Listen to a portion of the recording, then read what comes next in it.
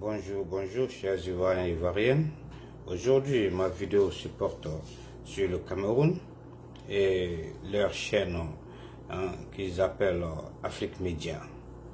Parce que cette chaîne passe tout son temps à critiquer et à dénigrer notre président. Ils se permettent même de l'insulter. Je pense que cela est irresponsable et irrespectueux. Ce n'est pas bon. Même Dieu a dit de respecter le pouvoir. Mais ma question est quoi? Je voulais demander aux Camerounais et à Afrique Média si le Cameroun n'est pas un pays africain comme la Côte d'Ivoire, si le Cameroun n'a pas de président comme la Côte d'Ivoire. Je voulais le savoir. Parce que je demande, les Camerounais avec leur chaîne Afrique Média, une chaîne de démagogues, de malhonnêtes, je leur demande en quoi la Côte d'Ivoire et son président les intéressent. Je veux savoir quel est leur problème à propos de la Côte d'Ivoire, sur le sujet de la Côte d'Ivoire. Quel est leur problème? Je veux savoir. Je crois que le Cameroun a plus de problèmes intérieurs et extérieurs à résoudre. Et les Ivoiriens sont assez matures, intelligents et éduqués pour parler de leur pays, pour critiquer leur président. Les Ivoiriens savent le faire. Ils n'ont pas besoin de Camerounais pour les apprendre cela. Vous voyez? Mais comme Afrique Média et ces Camerounais disent que le Cameroun est en avance sur la Côte d'Ivoire, que la condition de vie des Camerounais est meilleure à celle des Ivoiriens, donc il n'y a pas de problème. Je vais vous présenter une vidéo sur le Cameroun, sur les services de santé. Vous allez regarder et vous allez faire vos commentaires après. Et comme ça, moi je vais continuer mon allocution. Donc sur ce, je vous présente la vidéo et puis après on continue. Merci de rester avec nous. Matinée mouvementée ce samedi à l'hôpital Akantini de Douala. Une dame arrivée d'urgence y a trouvé la mort avec le bébé qu'elle portait. La scène choquante a été vécue par des témoins qui dénoncent une négligence de la part des infirmiers. Julio Trésor Tanon et David Djompe étaient sur place. Sous ce drap ensanglanté reposent deux enfants et leur maman. Koumaté Monique, âgée de 31 ans, vient de mourir avec le fruit de ses entrailles ce samedi 12 mars à l'hôpital Akantini de Douala.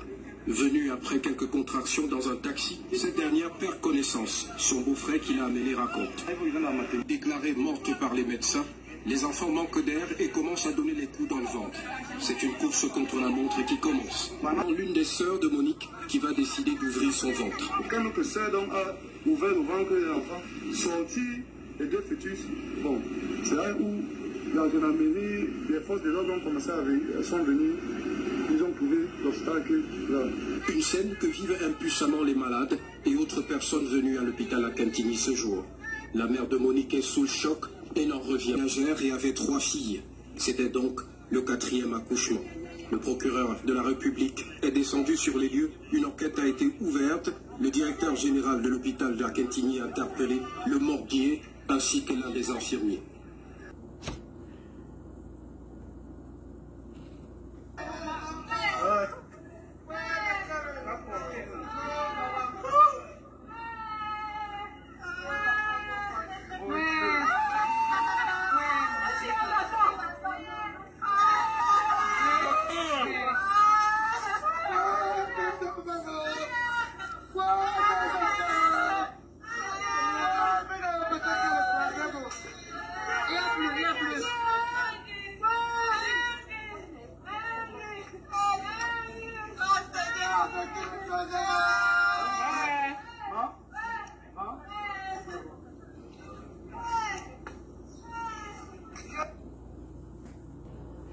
Bon, comme vous avez vu la vidéo, ça c'est au Cameroun, dans une grande ville à Douala.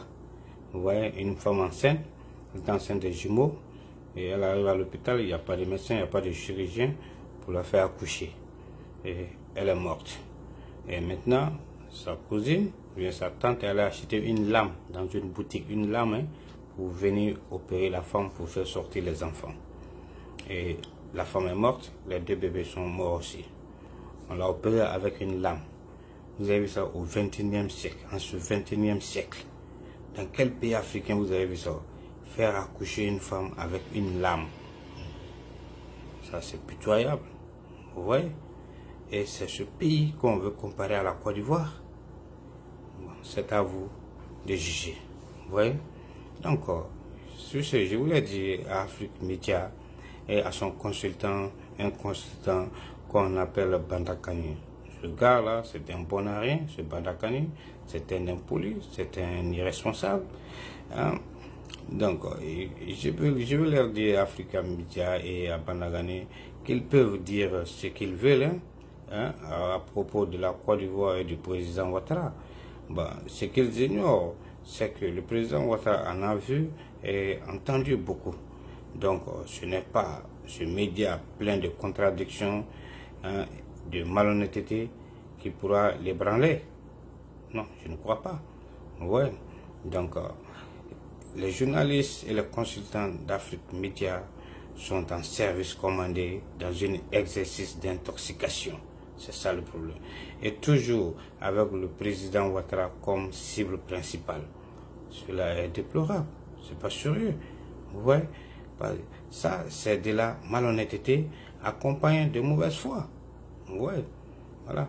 Parce que toujours, ils accusent la France d'être responsable de nos problèmes en Côte d'Ivoire ou même en Afrique, au nom d'un combat panafricaniste d'arrière-garde. C'est pas sérieux. Ça n'a pas de sens. Ouais. Parce que Afrique Média, bon, n'a rien de panafricanisme, je vous le dis, pour moi. Voilà. Parce qu'elle ne fait que s'aimer la haine avec des mensonges et non des critiques.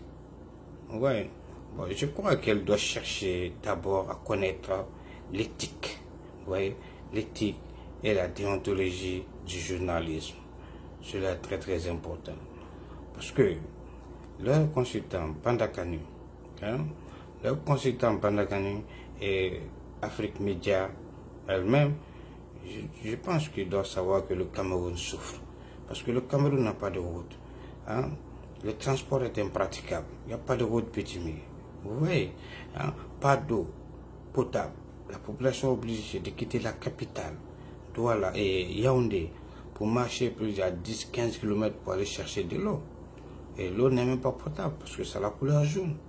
Il y a des vidéos qui sont là, vous pouvez taper sur Google, vous allez voir. On ne peut pas mentir. Ils ont une guerre de sécession chez eux là-bas. La partie anglophone et la partie francophone sont en train de s'entretuer. Ouais, il y a la corruption qui domine. Bon, c'est de cela que Afrique Média doit en parler. C'est de cela que ce malfrat de Bandakani doit en parler. Les Franklin Niamsi, les Nathalie Niam. Vous devez parler ces gens du problème du Cameroun à Paul Biya. Bon, laissez la Côte d'Ivoire en paix. Vous voyez, parce que c'est ça qui me fait un peu mal au cœur.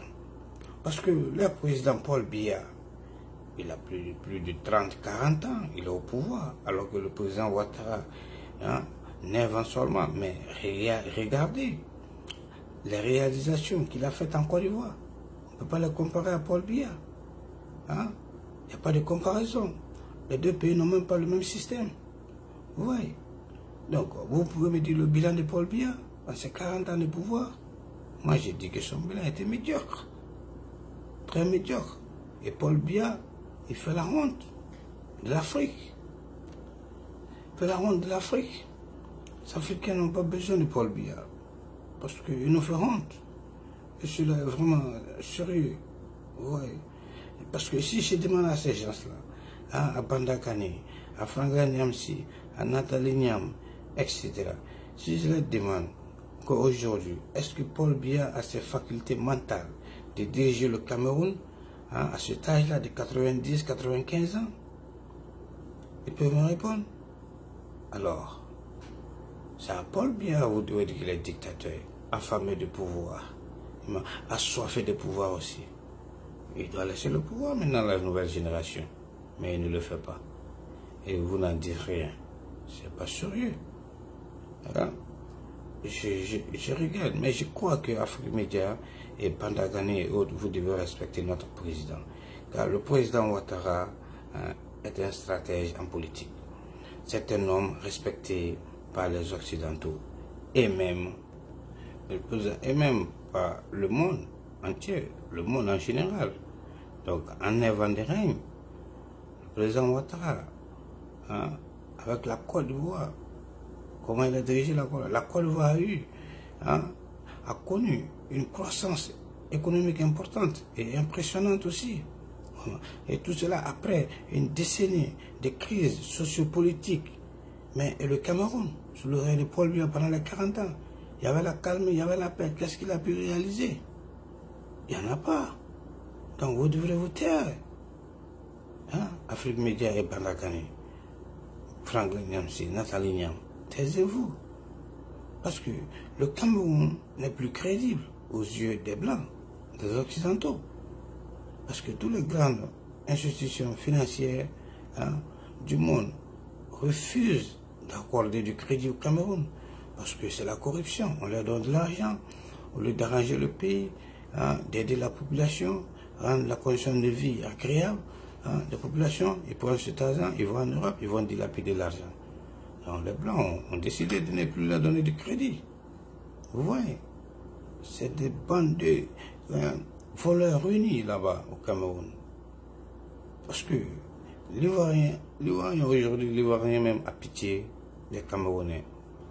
Pas pour autre chose, mais pour ce qui leur arrive, ce que leur autorité est en train de leur faire subir. C'est ça qui fait que l'Ivoirien a pitié des Camerounais aujourd'hui. Parce que Afrique Média, avec leurs journalistes et leurs consultants, ce sont des menteurs, des malhonnêtes et des malfrats réunis. Avec toujours, ils ont des propos diffamatoires. C'est non-sens, ça n'a pas de sens. Ouais. Parce que Afrique Média, il doit savoir que la Côte d'Ivoire est un grand pays, avec un grand président à sa tête.